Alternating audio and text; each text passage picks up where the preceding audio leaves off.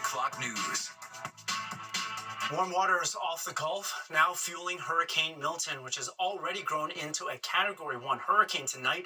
The National Hurricane Center expects it to become a major hurricane before it slams into the already storm-ravaged Florida coast. A state of emergency is in place for at least 51 counties at this point. Florida officials say they are preparing for the largest evacuation since Hurricane Irma in 2017.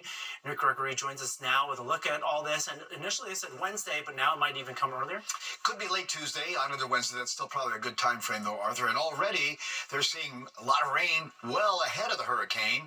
They're getting a lot of rain across Florida right now. And there is the storm, which will rapidly intensify. And as you mentioned, it's a Category 1 storm now, 85-mile-per-hour winds, 780 miles to the west-southwest of Tampa. But watch as it moves. It quickly becomes a Category 4 major hurricane, and then likely to strike somewhere along the west coast here of Florida as a Category 3. It may still be a Category 4. Let's hope it doesn't get any stronger than that.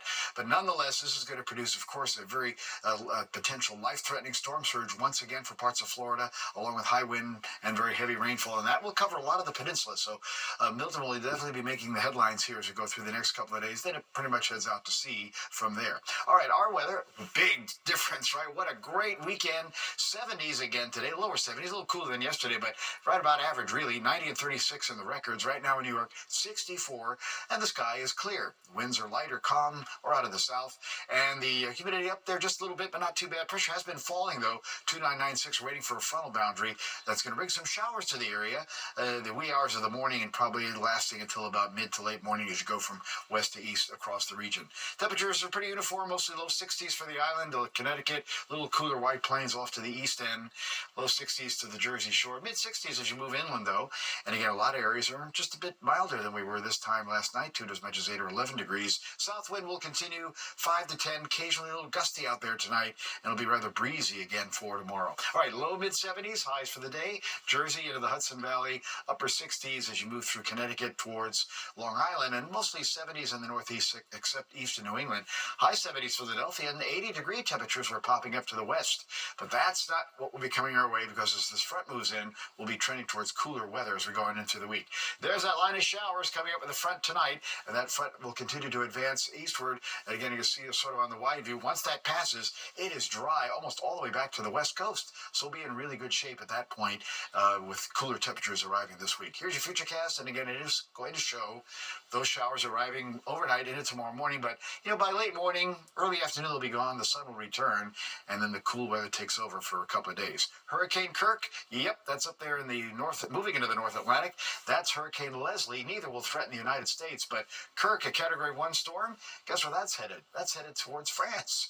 And western parts of Europe, they're going to have a lot of problems with Kirk.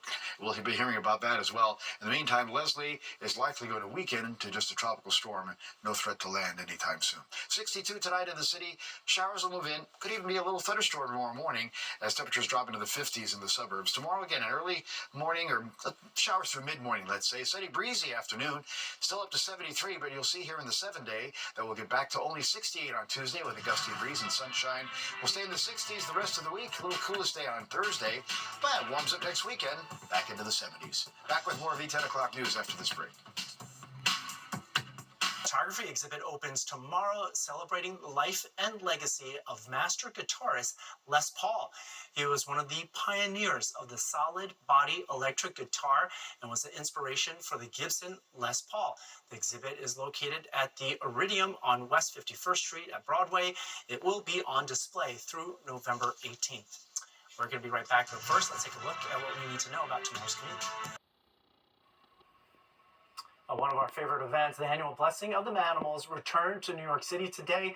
Furry friends of all kinds were blessed at the Church of St. John the Divine. The celebration of the feast of St. Francis of Assisi, the patron saint of animals, the environment, and ecology, featured dogs, cats, and even snakes, as well as, look at that, camels. Yes, big camels. The SPCA was also on hand to give attendees the chance to meet and adopt a new furry friend.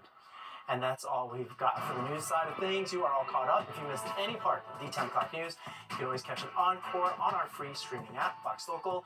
Just search Fox Local on your preferred streaming platform. Have a really great week and stay with us. Sports Extra with Tina Servasio starts right now.